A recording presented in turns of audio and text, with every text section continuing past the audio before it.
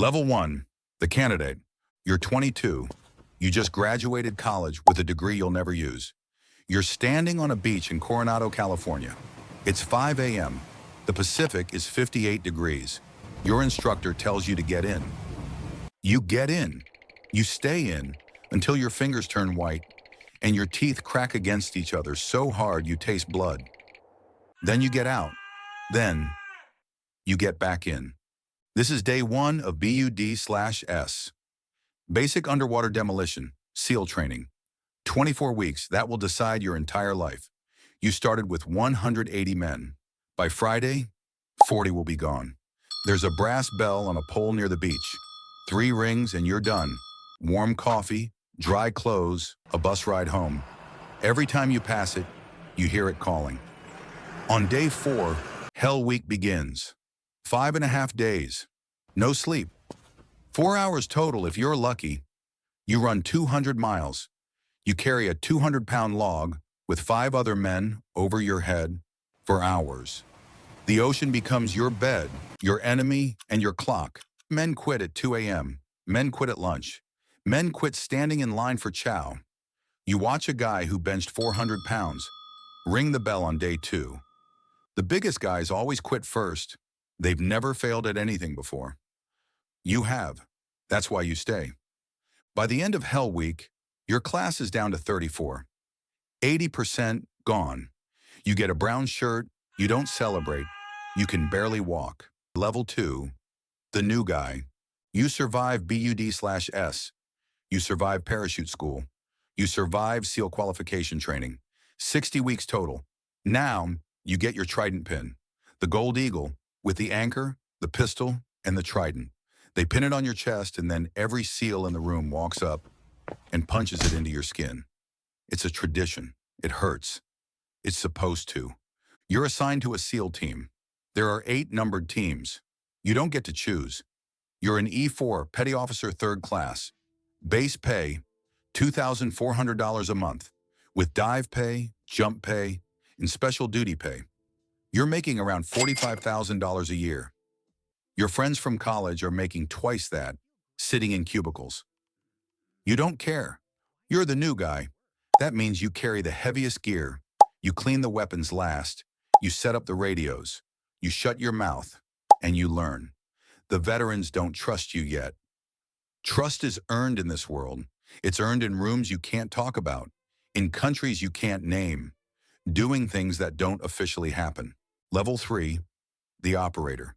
You've done 2 deployments, Afghanistan, the Hindu Kush Mountains. You've kicked indoors at 3 a.m. in villages you can't pronounce.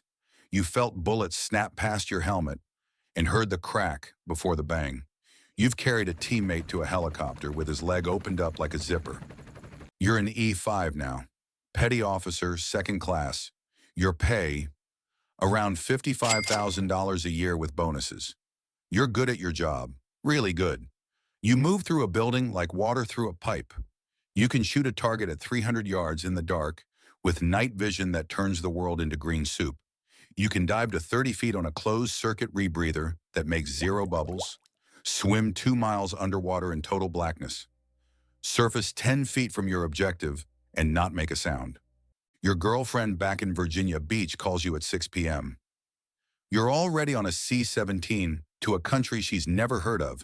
You can't tell her where. You can't tell her when you'll be back. She stops calling. After deployment 3, level 4, the team leader. You're 30, E6, Petty Officer 1st class. You lead a fire team, 4 men. You are responsible for their lives. Your pay is around $70,000 a year now. But you've spent $15,000 of your own money on gear the Navy won't buy you. A better plate carrier, a better optic, better boots. Every operator does this. The standard issue stuff will get you killed. You've done 4 deployments. You've lost 2 friends. One was shot through the neck, clearing a compound in Helmand Province. He bled out in 90 seconds. The medic couldn't stop it. Nobody could. The other one stepped on an IED on a dirt road in Kandahar. They collected what they could in a bag. You gave the eulogy at both funerals. You didn't cry. Not because you didn't want to, because you don't know how anymore. You go home and your kid asks you to play catch. You stand in the backyard and throw the ball, but your mind is in that compound. It's always in that compound. Level 5, the chief, E7, Chief Petty Officer. You run a platoon of 16 SEALs. You're the most experienced operator in the room. Your pay, around $90,000 a year, with housing allowance and combat pay. You've done 7 deployments: Iraq, Afghanistan, Syria, Yemen, Somalia, and 3 countries that aren't on your official record. You plan missions now. You sit in a room with maps and satellite images and decide how 16 men are going to enter a compound, neutralize the target, and get out alive. Every decision you make has a body attached to it. Go left, someone might die. Go right, someone might die. Wait too long. The target escapes and bombs a market next week. You don't sleep well. You take pills to fall asleep and pills to wake up. Your knee is destroyed. Your back is held together by cortisone shots and stubbornness. The Navy offers you a medical discharge. You decline. You're not done yet. Your wife is, though. She files for divorce after your 7th deployment. She says she's been alone for 12 years. She's not wrong. Level 6, the Senior Chief, E8.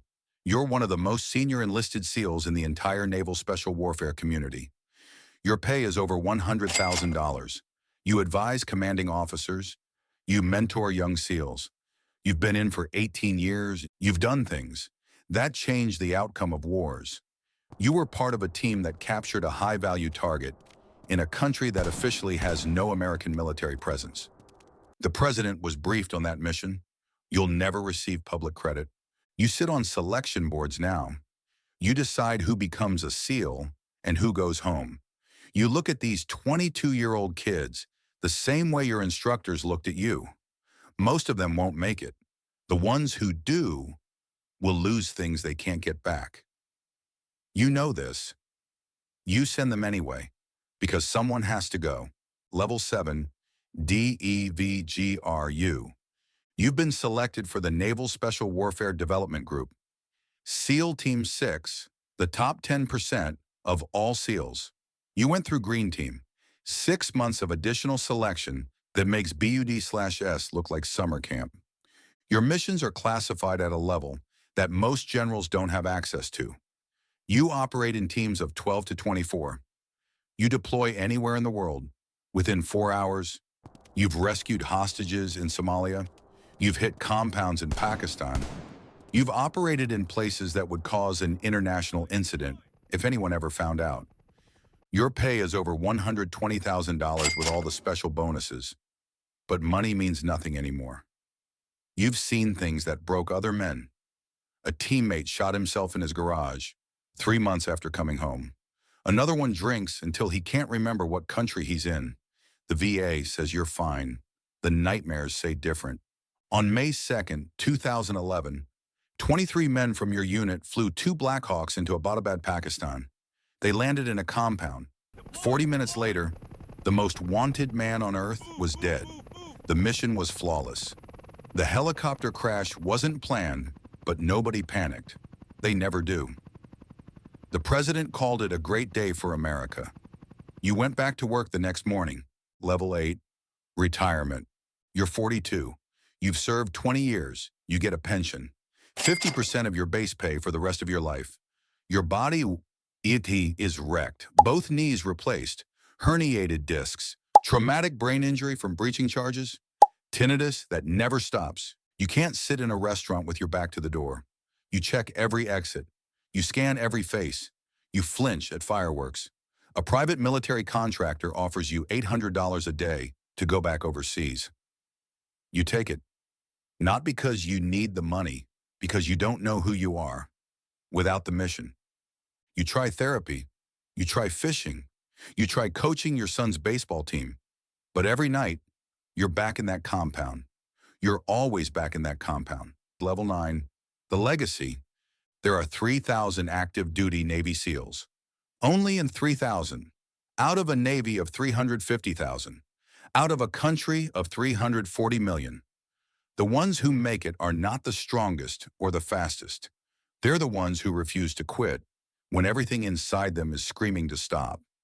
Some of them become legends. Some of them become ghosts. Some of them come home whole. Most of them don't. But somewhere in Coronado, California, right now, another class of 180 men is standing on that beach at 5 a.m. The water is 58 degrees. The brass bell is waiting. And one of them, the one who everyone counted out, the one who isn't the biggest or the loudest, he's going to make it.